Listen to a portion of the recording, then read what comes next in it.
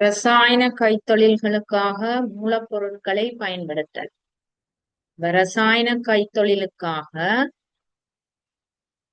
புறத்தே இருந்து வெளியில இருந்து வழங்கப்படும் மற்றும் உற்பத்தி செயல்முறையில பங்கு கொள்ளும் பொருட்களை மூலப்பொருட்கள் என்று சொல்லி சொல்றான். சரியா? அப்ப சில ரசாயன கைத்தொழில்கள்ல மூலப்பொருட்கள் ரசாயன மாற்றங்களுக்கு உள்ளாகும். உதாரணம், சோடியம் பைகார்பனேட், H2SO4 போன்ற சேர்வைகள உற்பத்தி. ரைட்? அப்ப ஏனைய உற்பத்திகளின் போது நாங்க பார்க்கலாம் எங்க ரசாயன மாற்றங்கள் நடைபெறுது. அதே மாதிரி சில ரசாயன கைத்தொழில்கள்ல மூலப்பொருட்கள் அடங்கி இருக்கிற ரசாயன கூறுகள் உற்பத்தி பொருட்கள்ல பொதிந்த ஒரு அமைப்பாக காணப்படும். சரியா? அது ஒரு கூறாக மட்டும் இருக்கும். அங்க ரசாயன மாற்றம் நடக்காது. சரியா? ஆனா அங்க பௌதீக மாற்றம் நடைபெறும்.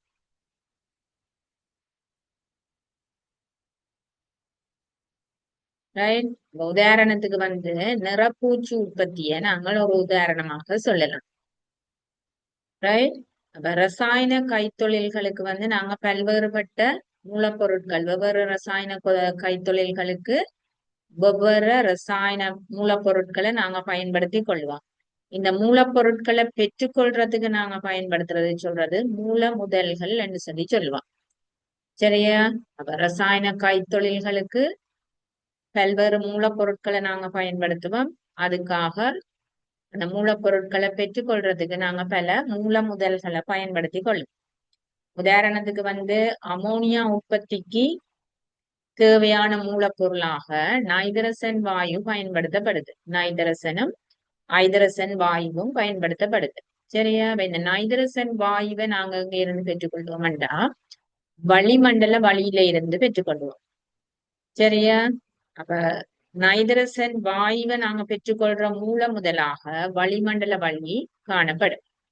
இந்த வளிமண்டல வழிய திரவமாக்கி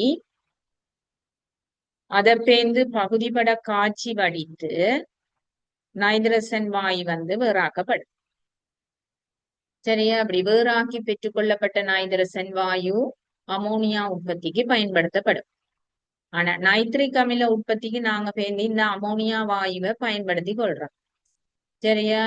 அமோனியா வாயுவை உச்சியேற்றி நைட்ரசனீர் ஆக்சைடு வாயு பெற்றுக்கொள்றதுக்கு நைட்ரிக் அமில உற்பத்தியின் போது அமோனியா வாயுவை பயன்படுத்துவாங்க. அப்ப இதை ஒட்சியேற்றத்துக்காக நாங்க ஆக்சிஜனை பயன்படுத்தி கொள்றோம். சரியா? ஆனா இந்த ஆக்சிஜன் வழியில இருந்துதான் பெற்றுக்கொள்ளப்படுது. ரைட்? அப்ப ஆக்சிஜனை நாங்க பிரித்தெடுத்து கொடுக்காமல் நேரடியாக வளிமண்டல வழியையே அங்க மூலப்பொருளாக ஆக்சிஜனுக்கு தான மூலப்பொருளாக அங்க பயன்படுத்தப்படுது. சரியா? அப்ப அமோனியா உற்பத்தி செயல்முறையை நாங்க ஏபர் முறை தயாரிப்புன்னு சொல்லி சொல்லுவோம். ஏபர் செயல்முறைன்னு சொல்லி சொல்லுவோம். கீழுக்கு அமோனியா உற்பத்தியின் போது அதை நாங்க பார்க்கலாம்.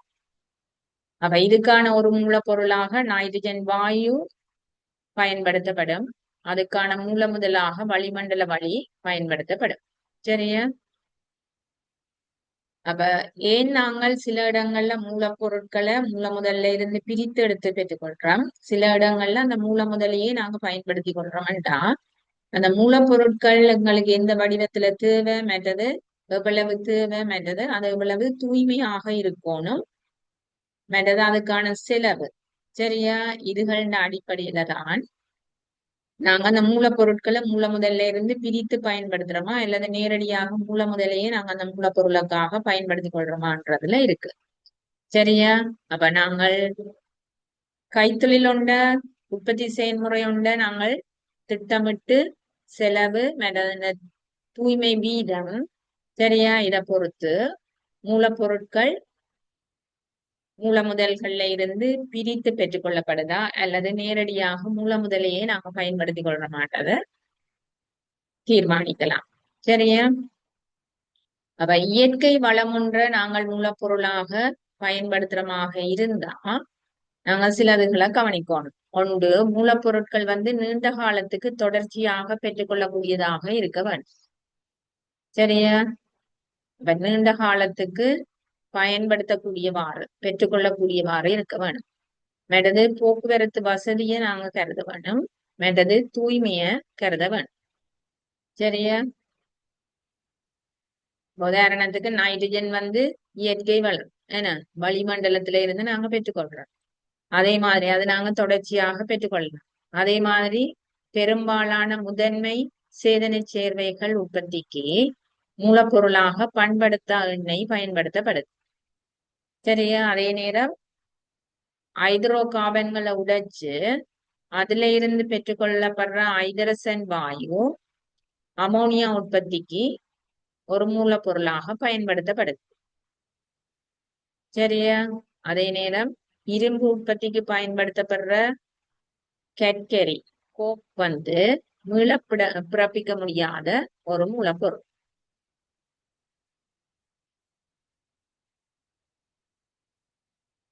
ரைட். அப்ப நாங்க பயன்படுத்துற மூலப்பொருட்கள்ல வழி இரும்பு பிரித்தெடுப்பு, நைட்ரிக் அமில உற்பத்தி, சல்பூரிக் அமில உற்பத்திக்கு ஒட்சிசன் பயன்படுத்தப்படும். அப்ப இந்த ஒட்சிசனுக்காக நாங்க வளிமண்டல வழிய ஒரு மூலப்பொருளாக நேரடியாக பயன்படுத்தி கொள்றோம். அடுத்த நைதரசன் அமோனியா உற்பத்தியின் போது நைதரசன் உற்பத்திக்காக நாங்க வளிமண்டல வழிய நைதரசனை பிரித்தெடுக்கிறதுக்கான மூலப்பொருளாக அதை நாங்க பயன்படுத்தி கொள்றோம். சரியா? அப்ப நைதரசன் வாயு பிரித்தெடுக்கிறதுக்கான மூலப்பொருளாக வளிமண்டல வழி இருக்கும். அமோனியா உற்பத்திக்கான மூல முதலாக வளிமண்டல வழி இருக்கும்.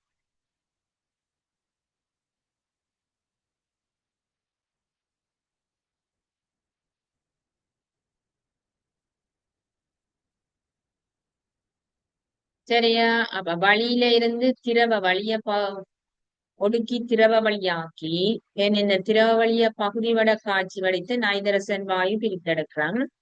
இதையும் ஹைட்ரோ கார்பன்ல இருந்து பெற்றுக்கொள்ற ஐதரசன் வாயுவையும் தாக்கமடைய செய்து அமோனியா உற்பத்தி செய்யப்படும்.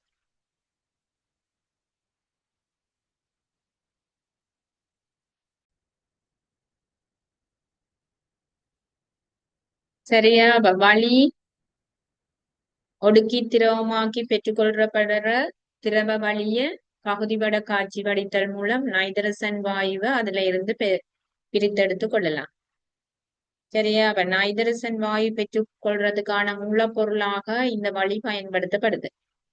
அதே நேரம் நைதரசன் வாயுவோட ஹைட்ரோ கார்பன்ல இருந்து பிரித்தெடுக்கப்படுற ஐதரசன் வாயுவையும் தாக்கமடைய செய்து அமோனியா உற்பத்தி செய்யப்படும். இந்த அமோனியாவை வழியில இருக்கிற ஆக்சிஜனால ஒட்சியேற்றி நைதரசனீர் ஆக்சைடு வாயு உற்பத்தியாக்கப்படும். இந்த நைதரசனீர் ஆக்சைடு வாயு நீரோட தாக்கமடைய செய்து HNO3 நைட்ரிக் அமில உற்பத்திக்கு பயன்படுத்தப்படும். அப்ப இங்க நைதரசன் அமோனியாவை ஒட்சியேற்றத்துக்காக ஒட்சிசனை பெற்றுக்கொள்ற மூலப்பொருளாக வழி பயன்படுத்தப்படுது. சரியா? அப்ப இங்க நேரடியாக வழிதான் NO2 வாயு உற்பத்தியில ஆக்சிஜனுக்கான மூலப்பொருளாக பயன்படுத்தப்படுது. அதே மாதிரி நீர் ஒரு மூலப்பொருளாக பயன்படுத்தப்படும். சோடியம் ஹைட்ராக்சைடு, நைட்ரிக் அமிலம், சல்பூரிக் அமில உற்பத்திகள்ல மற்றது கால்சியம் ஹைட்ராக்சைடு உற்பத்தியில நீர் ஒரு மூலப்பொருளாக பயன்படுத்தப்படும். சரியா?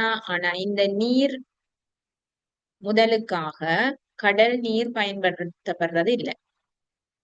ஏன்னா கடல் நீர்ல பல்வேறு உப்புக்கள் காணப்படும்.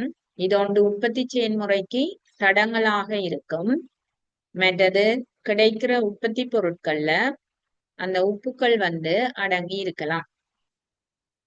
அப்ப அதால அந்த உற்பத்தி பொருட்கள தரம் குறைவடை. அண்டபடியா நீர் மூலப்பொருட்களாக பயன்படுத்தப்படுற உற்பத்தி செயல்முறைகள்ல கடல் நீர் பயன்படுத்தப்படுறது இல்லை. அடுத்த சோடியம் குளோரைட் தயாரிப்பு.